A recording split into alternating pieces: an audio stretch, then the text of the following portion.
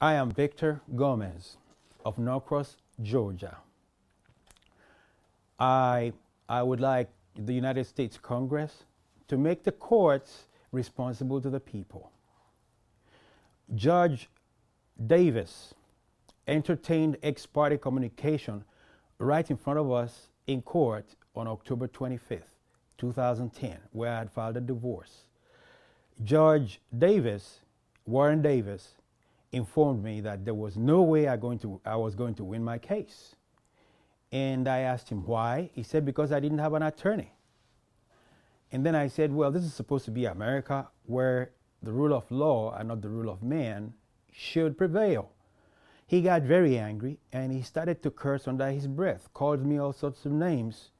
And then, in spite of the fact that my ex-wife has been found guilty of domestic violence and sent out of home, Judge Davis decided that they were going to give the children up to her.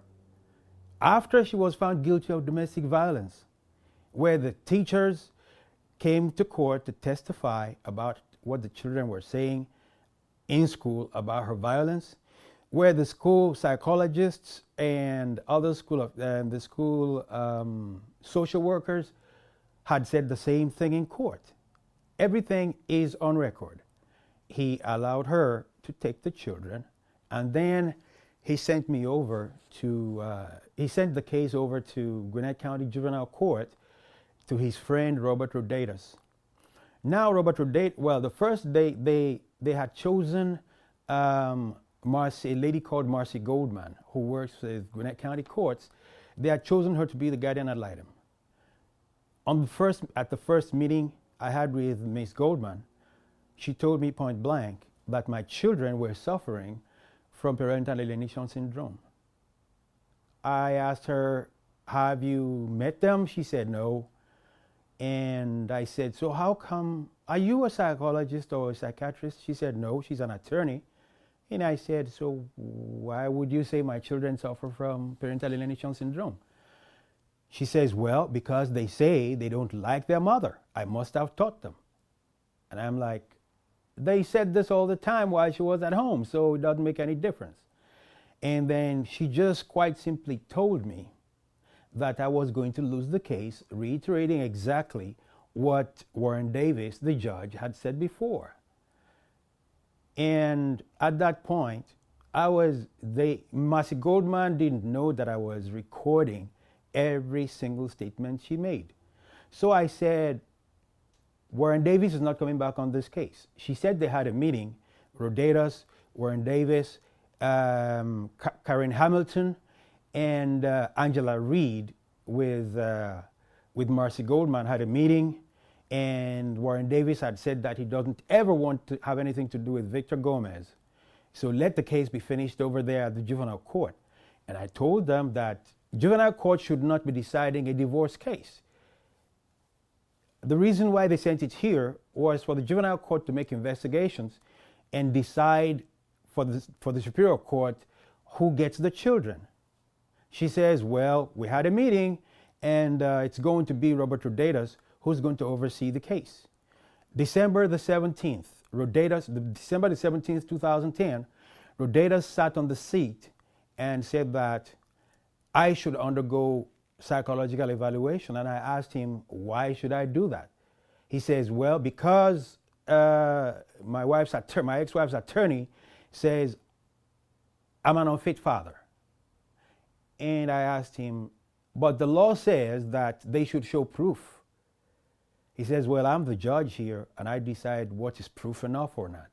So they sent me over to see a certain Dr. Michael Runo, a psychologist in Suwannee. The first time I met Michael Runo, I asked him to see a copy of the order, because they didn't give me a copy of the order. I asked to see a copy of the order that gives him authority to psychologically examine me. He said he didn't have it. I said, so if you don't have the order and you don't know exactly what you're supposed to be looking for, how would you know when you found it? He says, well, you're suggesting that I'm a paid gun, and that's not what I am. Then I said, well, you know that you're not supposed to start psychological evaluation without a court order, explicitly stating what the purpose is, what you're supposed to find, if anything. And he says, well, he's going to do it anyway because the judge says so. I said, where's the order? He said he doesn't have an order. I said, okay. But I didn't want a judge who is already malicious to send me to jail for contempt of court, even though there was no order, no written order. He could say, I said it, and you're supposed to go to jail. So I went along with the first 2 hours of examination. We fixed a return date for 2 weeks later. 2 Mondays later, I got there and I asked him, do you now have an order? He showed me something that was written by Marcy Goldman.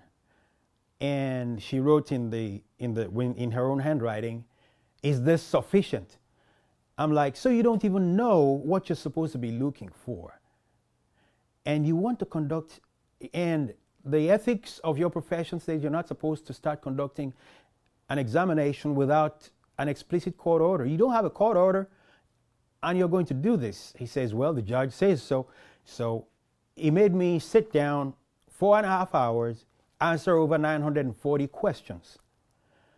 At the end of answering 940 questions, I asked him again, okay, the copy of that order, the order you claim gives you authority to psychologically evaluate me, may I please have it? He gave me a copy, and I have that copy with me. Now, they knew that Judge Rodetas, every time I would come to court with my witnesses, with the sheriff's deputies and all that, they would make us wait for 5 hours and then send us away and set another date. Now comes 29th of March, 2011. They asked us to come in.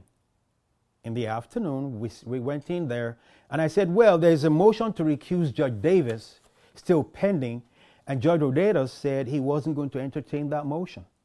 And I asked him why. He said, why do I want him to rule on a motion to recuse Judge Davis? I said, because Judge Davis should not be coming back on my case. Because he entertained ex parte communication about a driver's license problem that was just assigned to him with an attorney in open court as though we were furniture. Judge Rodetas got angry, got up and left and asked us to come back 25 minutes later.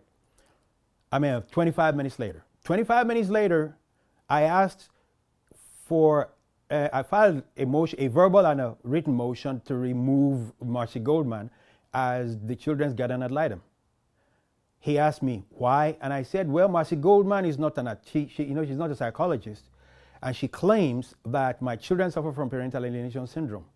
And even that, parental alienation syndrome, or PAS, as it is called short form, is not even a recognized disease or state of mind by the American Psychological Association or American Psychiatric Association. If at all it is going to be, it would be at their next meeting, which is 2013 in April. So how would you want to rule on my children suffering from something that doesn't exist?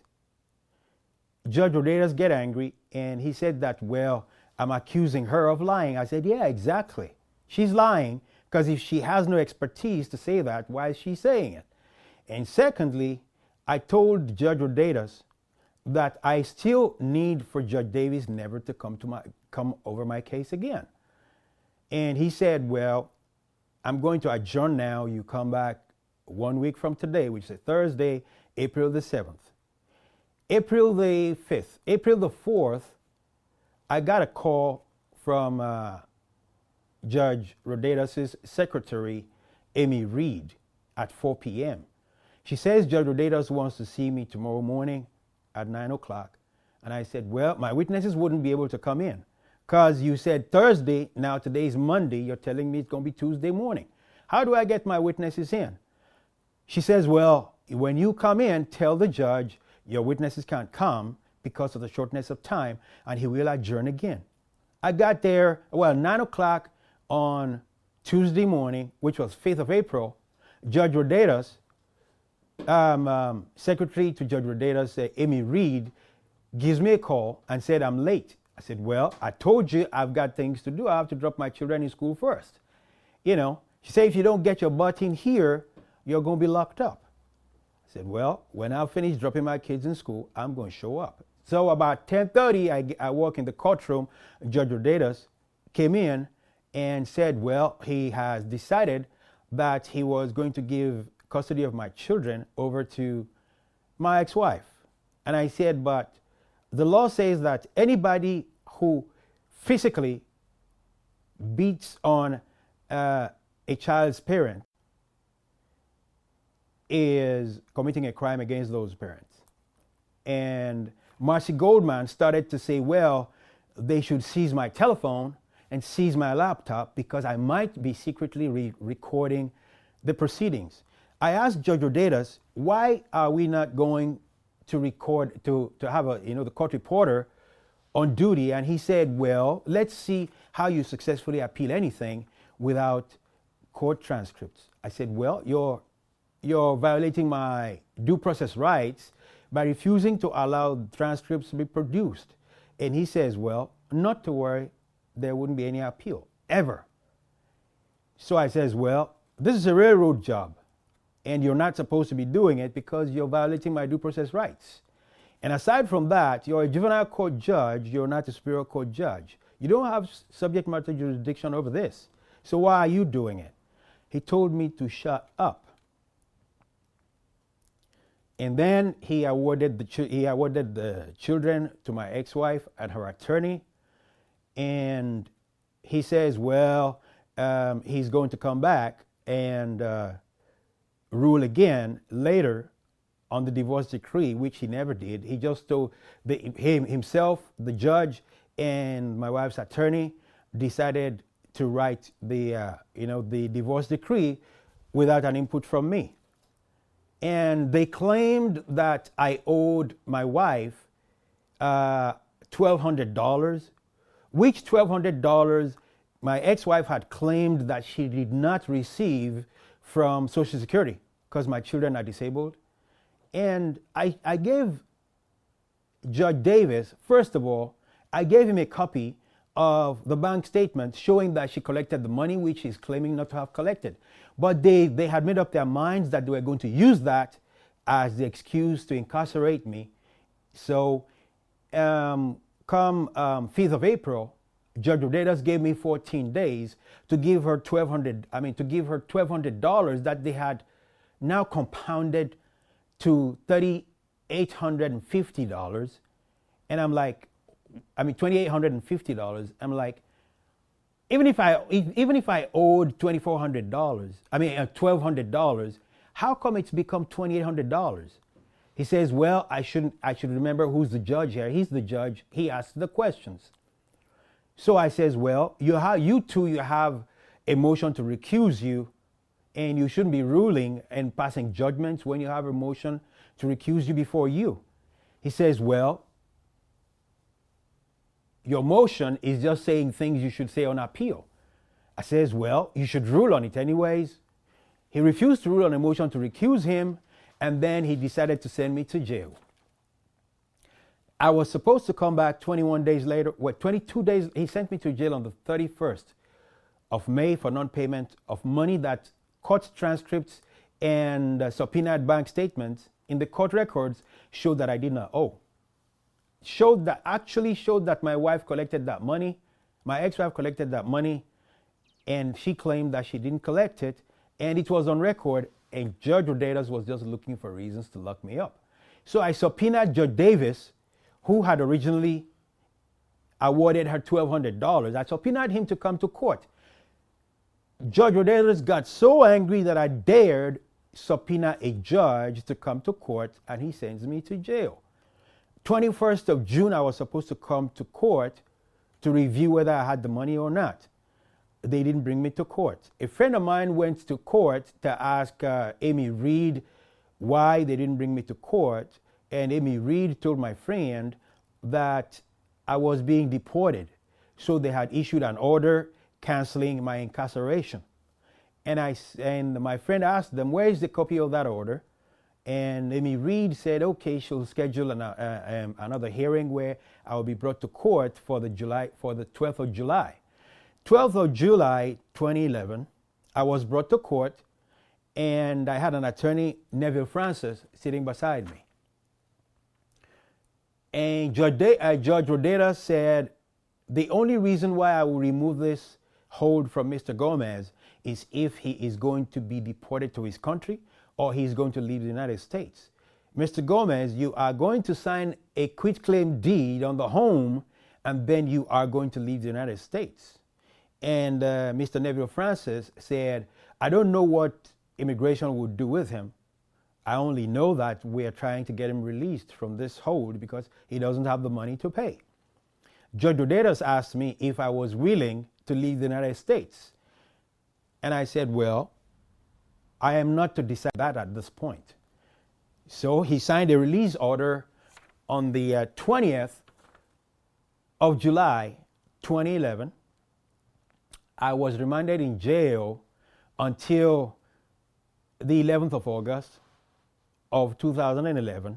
I kept telling the deputies that there was a release order, and a certain Deputy Lamb always told me that if I would sign a release for these judges, that I wouldn't sue them in federal court, they would release me. I stayed there 3 weeks without a court order, keeping me incarcerated. And a friend of mine had gone to court 3 times. They said they couldn't find my case file.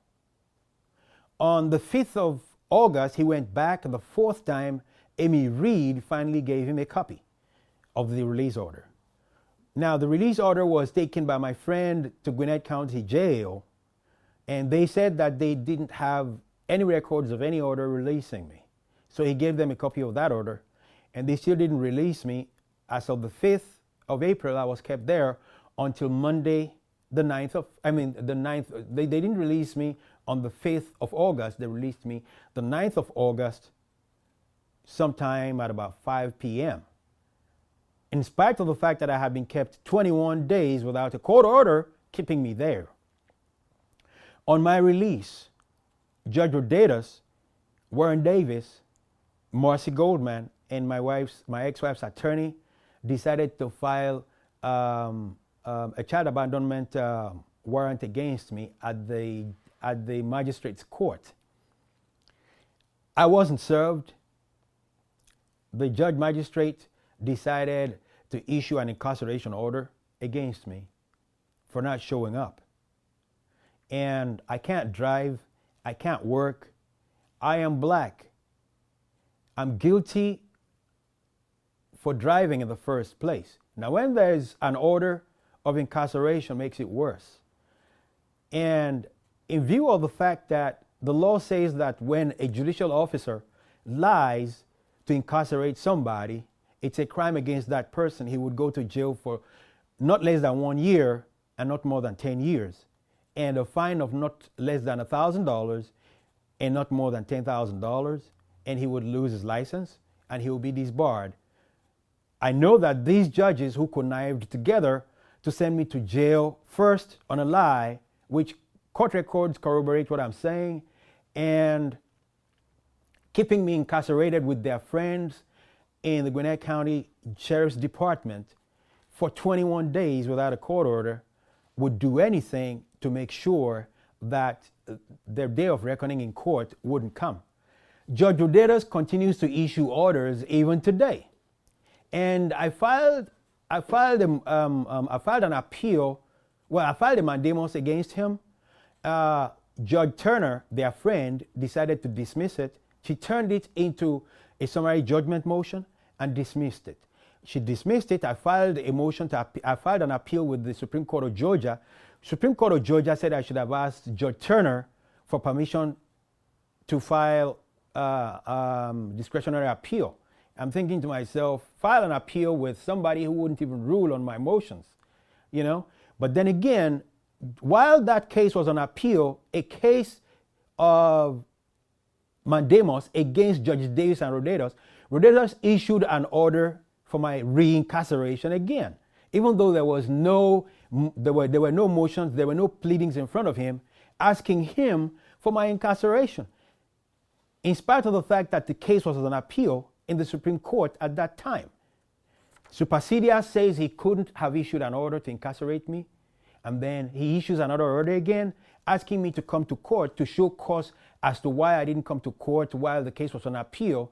And I wrote him a letter letting him know that, first of all, during supersedious, you shouldn't be supersedious divests you of any authority to issue any orders in the first place. And then to have issued the order to reincarcerate me again, you're overstepping your bounds because you have no jurisdiction.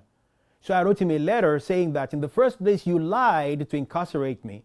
Now you want me to come before you in your secret juvenile court where you wouldn't allow any witnesses in, you wouldn't allow transcript produced.